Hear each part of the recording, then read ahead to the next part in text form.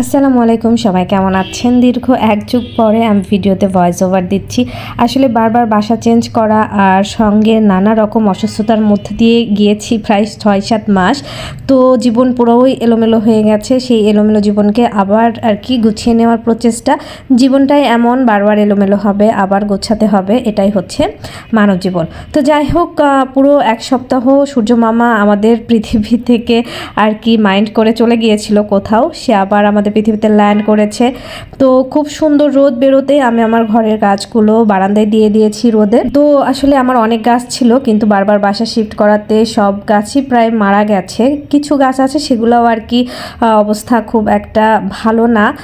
তো এখানে গাছগুলো আসলে বের করে রোদে দেওয়ার পরে আমি যে পাতাগুলো নষ্ট হয়ে গেছে আগে সেগুলো একটু ছাঁটাই করে দিলাম। তারপরে ভাবলাম যে আজকে সবগুলো গাছকে একদম পুরোপুরিভাবে গোসল করাবো, তাও আবার লবণ পানিতে। যাই হোক, লবণ পানি শুনে অবশ্যই কেউ আবার ভয় পাবে না যে গাছকে কে আবার লবণ পানি দিয়ে গোসল করায়। তো গাছের জন্য কিন্তু লবণ আছে, আর সেটা হচ্ছে ইপসম সল্ট, যেটা গাছের জন্য অনেক বেশি ভালো। তো আমার বাসার আনাচে কানাচে ছোট বড় যত ধরনের গাছ ছিল সবগুলোই আর কি বারান্দাতে আমি দিয়ে দিচ্ছি। তারা রোদও খাবে আর সেই সঙ্গে তাদেরকে গোসলও করাবো। তো আসলে ইনডোর প্ল্যান্টগুলোকে কিন্তু মাঝে মাঝে গোসল না করালে বা এই যে নষ্ট পাতাগুলো একটু ছাঁটাই না করে দিলে তারা খুব একটা ভালো থাকে না, নষ্ট হয়ে যায়, আর হচ্ছে দেখতেও খুব একটা ভালো লাগে না।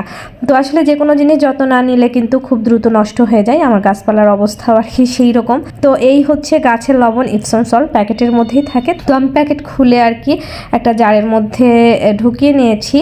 আর ইপসম সল্ট হচ্ছে প্রতি লিটারে 1 চামচ করে দেওয়ার নিয়ম। তো আমি এখানে 2 লিটারের কিছুটা বেশি পানি নিয়েছি, তো যার কারণে এই তো ভরে ভরে 2 চামচ দিয়ে দিলাম। তারপরে আরও কিছুটা দিয়ে দিলাম। দিয়ে দেওয়ার পরে এখন ঝাঁকিয়ে নেব। তো এই ইপসম সল্ট কিন্তু গাছের জন্য অনেক বেশি ভালো, বিশেষ করে ইনডোর প্লান্টের জন্য।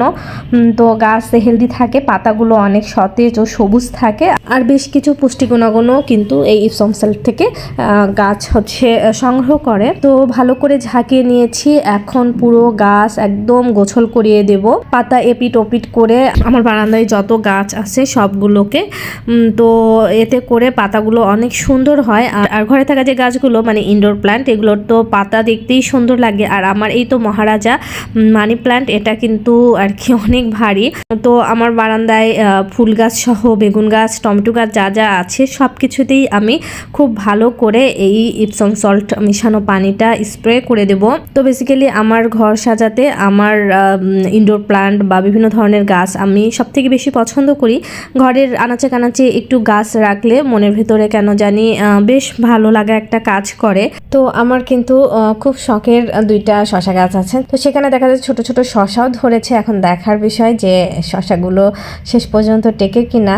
আর লাউ গাছে মাশাআল্লাহ ফুল আসছে, তবে সব ফুলগুলোই কেন জানি পুরুষ ফুল। কি করলে পুরুষ ফুলের পাশাপাশি মেয়ে ফুল আসবে অবশ্যই কিন্তু কেউ জেনে থাকলে কমেন্ট করে জানাবেন। তো বারান্দার গাছগুলোকে স্প্রে করে আমার ছেলের রুমে আরও কিছু গাছ আছে, তো সেগুলাকেও আমি খুব সুন্দর করে আর কি একদম ওপর থেকে নিচ পর্যন্ত গোসল করিয়ে দিয়েছি।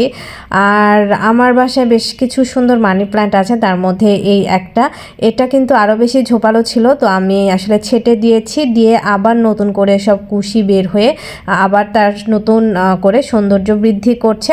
তো সন্ধ্যার সময় যখন রোদ চলে যায় ঘরের গাছগুলোকে আমি এভাবে আবার যে যার জায়গায় রেখে দিই। আর আমার এই বড় মানি প্ল্যান্টের ভেতরে কিন্তু হচ্ছে আমার যে এগুলাকে কি বলে, মরিচ বাতি না কি, যাই হোক কিছু একটা বলে, তো সেগুলো লাগানো আছে, যেগুলা হচ্ছে বেশ ভালো লাগে, গাছের সৌন্দর্য আরও বেশ কয়েক গুণে বাড়িয়ে দেয়। তো সবাই ভালো থাকবেন, সুস্থ থাকবেন, আল্লাহ হাফেজ।